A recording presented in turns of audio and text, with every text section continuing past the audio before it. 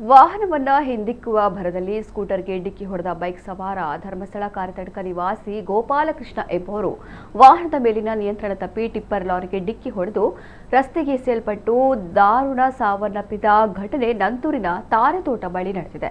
Scooter ಚಲಾಯಿಸುತ್ತಿದ್ದ ಛಾಯಾಗ್ರಾಹಕ ನಾಗೂರಿ ನಿವಾಸಿ ಮೋಹನ್ ರಾಜ್ ಅವರನ್ನ ಚಿಂತಾಜನಕ ಸ್ಥಿತಿಯಲ್ಲಿ ಆಸ್ಪತ್ರೆಗೆ ದಾಖಲಿಸಲಾಗಿದೆ. ಈ ಭೀಕರ ಅಪಘಾತದ ದೃಶ್ಯಗಳು ಟೆಂಪೋದ ಡ್ಯಾಶ್ ಬೋರ್ಡ್ನಲ್ಲಿ ಅಳವಡಿಸಲಾಗಿದ್ದ ಕ್ಯಾಮೆರಾದಲ್ಲಿ ಸೆರೆಯಾಗಿದೆ. ಗೋಪಾಲಕೃಷ್ಣ ಅವರು ಗುರುಪುರದಲ್ಲಿ ಚಿಪ್ಸ್ ತಯಾರಿ ಮಳಿಗೆಯಲ್ಲಿ ಕಾರ್ಮಿಕರಾಗಿದ್ದರು.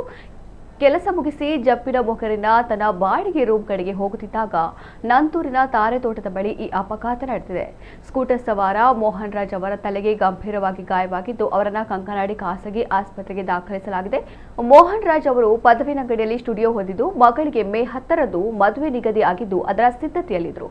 ಉಡುಪಿಯಿಂದ ತೊಕ್ಕೋಟು ಕಡೆಗೆ ಹೋಗುತ್ತಿದ್ದ ಗಂಗಾಧರ್ ಅಂಬ್ಲಮೊಗರು ಅವರ ಟೆಂಪೋ ವಾಹನದ ಡ್ಯಾಶ್ ಬೋರ್ಡಿನ ಕ್ಯಾಮೆರಾದಲ್ಲಿ ಅಪಘಾತದ ದೃಶ್ಯಗಳು ಸೆರೆಯಾಗಿದ್ದು ಅಪಘಾತ ನಡೆದ ಕ್ಷಣ ಗಂಗಾಧರ್ ಅವರು ಮೋಹನ್ ಅವರನ್ನ ಆಸ್ಪತ್ರೆಗೆ ದಾಖಲಿಸಿದ್ದಾರೆ.